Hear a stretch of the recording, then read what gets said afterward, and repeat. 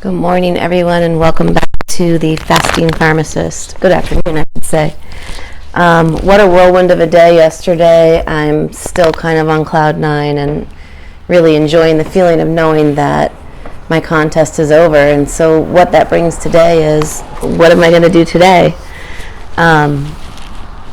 I feel a sense of relief like no other. Sorry, I'm trying to get comfortable here.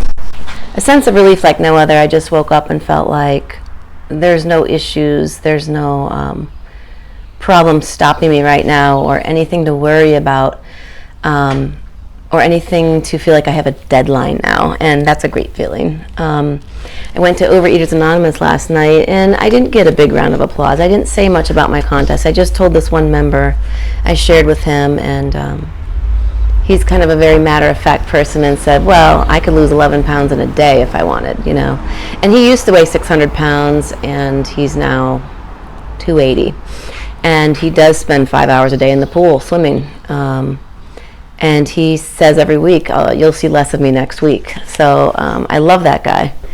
And he's awesome. I honestly feel a lot of God moments when I'm talking to him. But I wanted to share another reading from Overeaters Anonymous, and also want to thank everyone who cheered me on, watched, supported me, liked, subscribed, and shared my channel. And today the status is my contest has not been approved as winning yet. I sent in my submission video yesterday, and at the end of this, I'm going to share with you a video of me showing my submission video so you can watch what that was like. For those of you who might want to do the Healthy Weights Challenge, I can click a link below and you can check it out. You can pick whatever dollar amount you want that you want to bet on yourself. You're not competing against anyone else. It's just on you. Just got to keep your promises and get your number. Also, you can pick the amount of time you want. You can pick the number of pounds you want. It's all up to you. It's a great thing. I mean, I highly recommend it. I went really aggressive, but I wanted to check for $3,000. Now remember, I put money into that, so you have to subtract my money I put into it. But if I wouldn't have won, I would have lost all the money I put into it. So I got all my money back plus the additional, so pretty much doubled my money. I recruited 6 people and got $240 for doing that too, added to my prize. So whatever, you know, it's what you put into something, you get out of something. So this is a little excerpt from OA, written by somebody in the foreword of the 13th edition. And I may have read this before, but it seems like something I need to read daily. Eventually, it became apparent to me that overeating is an obsessive-compulsive addiction of highly complex nature. I became aware that food can be even more addictive than tobacco, drugs, alcohol, or gambling, and at least as destructive. The simple fact is that we cannot do without food, and each time the food addict eats, he or she is in danger of succumbing to the compulsion. The further facts are, number 1, food is usually available in abundance. 2, there is no societal legal dictum against eating. 3, in many places, overeating is encouraged. 4, confusion about this highly complex syndrome abounds. Indeed, there's still a great deal we do not know about overeating, but we do know now that one's emotional life has a great deal to do with overeating. I believe repressed anger plays a powerful role in this addiction. I feel that eating binges are often displaced temper tantrums or rage reactions. Or in my case, it's restriction where I'm finally coming up for air. And I now know I can avoid that by not being so restrictive, one day at a time. I also believe the roots of this condition can be traced to the earliest times of our lives and to early and complicated family relations. Those who suffer from this problem and those who seriously engage in working in the area also know how malignant this condition is. This destructive aspect occurs relative to the victim's physical health, emotional well-being, social life, professional life, sex life, and economic life.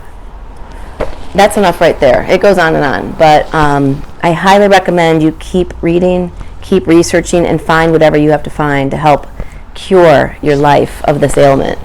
I don't think it's cute anymore to tell somebody I binged. I don't think it's cute or okay anymore to place photos of really gluttonous behavior. Like, gluttony was in the Bible, and I don't think it's cute or sexy to put on my Facebook page anymore. Like, hey everyone, look how much I'm just pigging out on ice cream, eating it by the spoon right from the container, and look how many fast food places I binged at. Like, I don't think that's cute or sexy. I think it's no different than somebody sitting there saying, "Hey everyone, look how much heroin I shot up," or "Hey everyone, look how many fifths of vodka I drank today," or "Hey everyone, look how many alcoholic beverages I had," or "Hey everyone, look how bad my coffee addiction is," and that stuff is glorified, and the people that sell these products want you to think that drinking and eating is sexy and fun and acceptable, and you're in and you're cute, and let's glorify and have fat acceptance and body positivity movement. And all of that body positivity and fat acceptance is costing me money. I'm a taxpayer.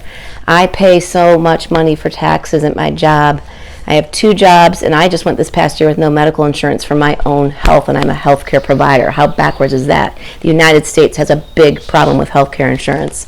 But for all the people that are eating themselves sick every day, and it's being praised and glorified, and oh, you're so awesome that you can win that hot dog eating contest, and how great are you that you ate 6 times today and 3 snacks and then went to the movies and had popcorn.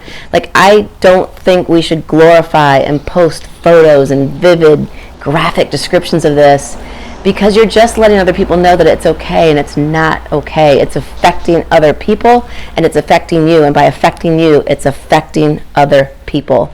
Who did my obesity affect? It affected my parents. I never wanted to visit my dad. I just couldn't handle it emotionally because he's fat shaming my whole life. I couldn't visit him. Every time I talked to him, the focus is on my weight. I didn't want to visit him. I was embarrassed. That was one relationship it affected. It affected my children. Instead of helping them with their homework or taking them for a walk, I'd rather lay in bed or sit on my couch or stay on my electronics. It affected the relationships with my siblings. I'm not going to go visit. I'm not going to pick up the phone and call. I'm too tired. It affected my job performance, my boss, my coworkers, my customers, everyone. Everyone is affected by you being overweight or sick and in an addiction. And if you can't get it under control, you need to go get help. It's the most important thing to do. And if you can't even do it for yourself, do it for all the people around you who love you, like your family, your friends, your neighbor, your kids, your bosses, your coworkers, God, anyone. Find a higher power higher than yourself and go get help. That's what I'm doing. All right, rant over. Next up, you're going to see a video of me doing my weigh-in for the Healthy Wage channel. I had to send in a picture today of my license to prove my height and weight, my identity. I had to sign a fraud release. It says it looks like you may have won, but stay tuned, and now it's a 7-day wait, but it could be as much as 24 hours. So hopefully I'm going to have an answer back tomorrow that I'm going to get my money. Take care, everyone, and up next, me weighing in. I'm first going to calibrate my scale. I'm going to spin. And I'm going to press the scale to make it say 0. I think it's spinning. There we go. Okay. You lost 0.2, you know that. Yeah, I do. I'm exhaling. And now I'm going to step on the scale for the first time.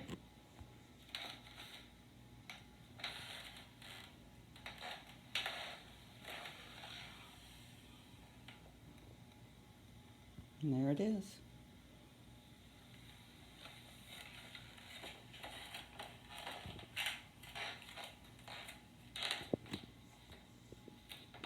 Okay, and I'm going to step on the scale for the second time.